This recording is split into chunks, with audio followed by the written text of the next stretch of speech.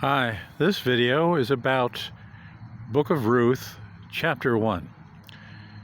In the first chapter of the Book of Ruth, we find that some Ephraimites from Bethlehem, namely Elimelech, his wife Naomi, and their sons Mahlon and Chilion, go and live in the land of Moab because in this time of the Judges, there's a famine in the land, and so in order to survive, that's what they had to do.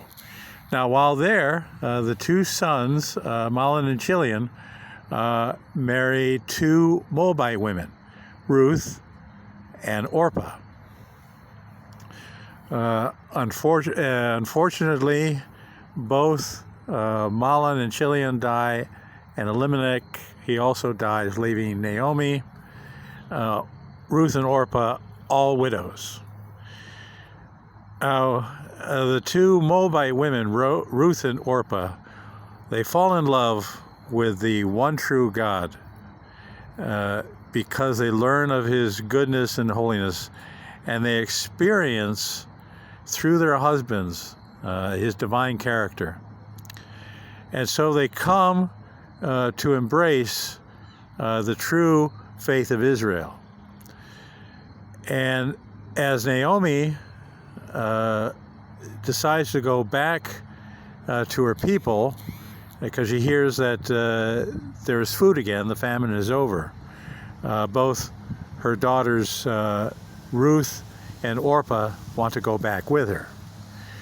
But Naomi says, look, I don't have any sons, and even if I could produce more sons, would you wait for them to grow up to marry again and have husbands?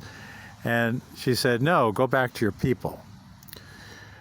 So that persuades Orpah, and she returns to people, doubtless to find a husband in Moab, to find comfort. But in doing so, she returns to the cruel religion of the Moabites.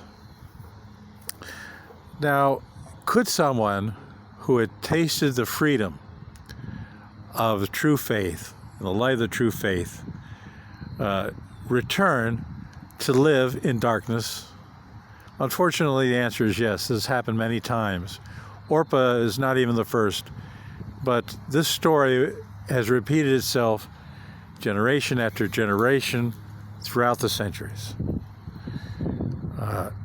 But in the case of Ruth, she has the grace to recognize that she cannot go back after having lived among those who have brought her the light. She cannot go back to live in darkness.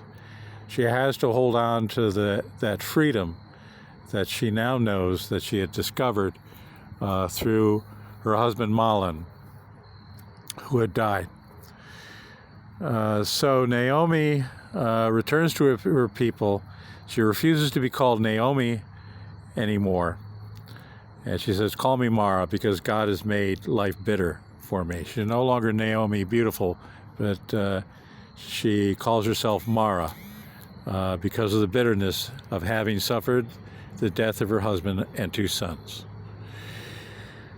Now, even though she tried to persuade Ruth to leave her and go back to her people, Ruth isn't hearing it.